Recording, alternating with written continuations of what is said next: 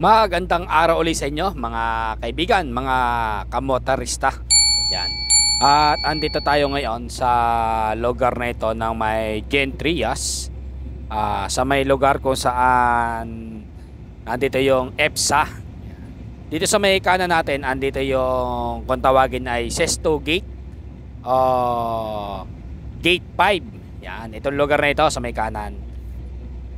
Tayo ngayon guys ay pupunta dito sa may shortcut kung saan papasok dito sa may Mega World, tabi ng Labanya. At yung lugar na yun ay shortcut na ginagawa papunta doon sa palengke ng Malabon. Yan, yun ang pupuntahan natin ngayon sa araw na ito. At doon kami ngayon magbubuhos. Sa ngayon hindi pa yon pinapadaanan, pero ito ay malapit nang matapos. Ipapakita ko sa inyo yung lugar habang tayo papunta doon. Ito yung dinadaanan natin. Itong lugar na ito ay malapit sa may Gate 3. Yan. Ang lugar na ito ay tabi ng EPSA Gate 3 Bacau. Ayan, dito tayo ngayon dumaan.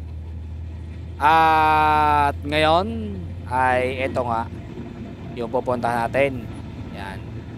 Dito sa may kanan natin, ito yung entrance ng Gate 3 papuntang EPSA. Kanan na yan. Tapos yung sa may kaliwa natin, ito yung mga Jollibee. Yan. Ang lugar na ito kung tawagin ay Bacau. Pupunta ngayon tayo dito sa may tabi ng Labanya. Siyempre dahan-dahan lang muna tayo dito. At medyo maraming sasakyan eh.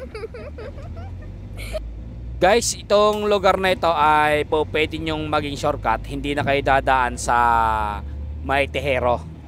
Yan. Kapag po ito ay natapos na at pwede nang padaanan, katulad ng shortcut ng papuntang Tansa, ayan, ito ay doon din ang pasok, pero meron tayong kakaliwaan. Ayan. At ipakita ko sa inyo na ang daan nito ay malapit nang matapos. Yan. Marami yung hindi nakakaalam na magkakaroon pala ng daan dito sa lugar na ito papunta ng Malabon. Hindi na kayo ngayon dadaan dito sa may Bacau, yung may gilid ng ilog doon. Dito guys po pwede na kayong dumaan. Ito sa kaliwa ang ating papasukan. Nasa lugar na ito. Yan. Kung makita nyo, yan na yung Mega World. Nasa kaliwa. Yan. Gilid po ito ng may Labanya. Woo! Pag kaliwa nyo dito sa may intersection na ito, ayun, dito tayo kakaliwa. Yan, sa lugar na ito. Kung matatandaan nyo yung mga video na papuntang Tansa, yung shortcut, ay dito rin pumapasok sa lugar na ito. At itong lugar nga nito ay kokonti pa lang ang dumadaan at nakakaalam. Karamihan ng dumadaan dito mga nakamotor pa lang o yung mga nagtatrabaho dito sa may loob ng Mega World. Marami na ring project na ginagawa sa lugar na ito. At ang mga daan nga dito, yung mga gilid niya ay pinapaganda ni Mega World. Kung kayo ay magja-jogging dito, napakaganda dahil kokonti naman yung sasakyang dumadaan. Lalo na dito sa papasukan natin. Yan. Yung papuntang Tansa ay kumakanan dito. Pero tayo ay hindi kakanan. Tayo ay dediretso.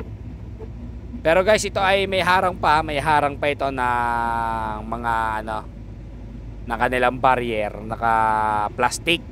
Yan. Hindi pa kasi nga ito pinapadaanan.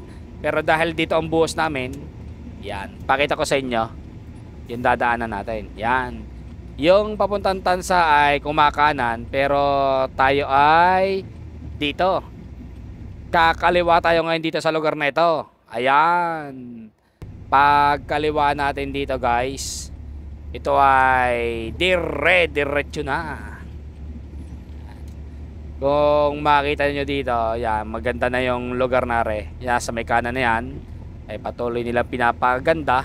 At yung kanilang park dito, yan, ito, maganda na rin itong park na ito. Nasa may kanan na ito. Yung nasa may kaliwa ay may ginagawa pa ring daan po dyan. Nasa may bako na yan ay may ginagawa pa rin daan. Pero hindi pa po namin alam kung saan ang diretso ng daan na yan, o kung may gagawing subdivision dyan. Yan. At dito nga sa may bandang kanan ay mayroong mini lake. Yun no. So, pwede kayang mamingwit dito. Yan yung lake dyan sa kanan. Ito ay diretso lang. Kapag ka guys ito ay natapos, walang ka-traffic. Ang diretso nyo po ay dyan sa may Malabon, Palengke. Yan, sa may gilid nyan dumadaan. Yan. Kung matatandaan nyo yung lugar kung saan nag-vaccination dito sa may Gentry, yung may court, yan, dyan po ang labas ito sa may gilid nyan. Yung mga taga Gentry sigurado alam na alam to. At yung mga nakakapamalengke dyan sa palengke ng Gentrias Market, siguradong natatanaw ito. Yan. Ito po yung daan guys. Yan yung diretso na yan. Pero sa ngayon, ka-counterflow lang tayo. Dahil nandito yung bubusan. Hindi pa pinapadaanan yung nasa may kanan na yan. Dito tayo didiretso sa lugar na ito. Itong lugar na ito ay kalsada na. Yung nasa may kanan na yan ay diretso na hanggang doon sa may dulo. Konti na lang yung tinatapos doon sa may dulo. Mamaya pakita ko sa inyo yung video na kung nasan yung dulo habang naglilinis ako. Yan. Diyan ko kayo idadaan sa lugar na yan. Yung kanan na yan guys ay tapos na. Konti na lang yung nasa may dulo. Konting-konti na lang yung nasa may dulo. Yan. Ito yung lugar na yon. Pero dahil nga yung ginagawa natin ay nasa lugar na ito, yung pinakadiretso, yan, kanan muna tayo dito para magsasample tayo dito sa lugar na ito. Mamaya baba tayo doon sa may binubuhusan namin para makita nyo kung saan ba yung tagos nito. Yan guys, ito samentado na ito. Dire-diretso na po ito papuntang Malabon Market. Woo! Dito sa Gentry po yan ha. Hindi Malabon, Manila. Yan. Malabon Gentry po ito kung tawagin. Ayun no. Ang ating service. Yan. Kalsada na po ito na dire-diretso. Yan. Yun. Dito muna tayo sa lugar na ito. Sample muna tayo ng ating konkreto. Yan ang ating coordinator. Yun o, nasa kaliwa. Yan. Yan. Kung mapapansin nyo guys, yan, andito yung harang. Yan, yan yung harang. Kaya wala pang pinapadaan dito kahit mga motorsiklo. Yan. Ito po ay dire-diretso papunta dyan sa may Malabon Market. Ayun no. Ayan po. Ayan yung lugar na yan. Ayan palengke ng Malabon.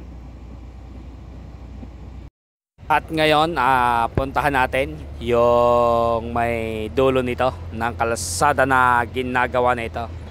Yan. Dito na ngayon tayo sa baba. Pupuntahan natin kung hanggang saan yung dulo ng kalsada na ito. Ipakita ko sa inyo. Konti na lang at matatapos na ito. Sa lugar na ito, yung kanan na yan, yung malapit na pong matapos. Pero itong nasa may dinadaanan natin, syempre, ito po yung ginagawa natin ngayon, binubuhusan itong lugar na ito. Siyempre konti-konti lang. Yan. At tayo nga ay titigil dito sa may malapit sa may mismong gilid ng palengke. Yan.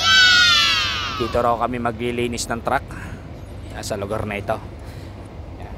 At kung makita nyo yung may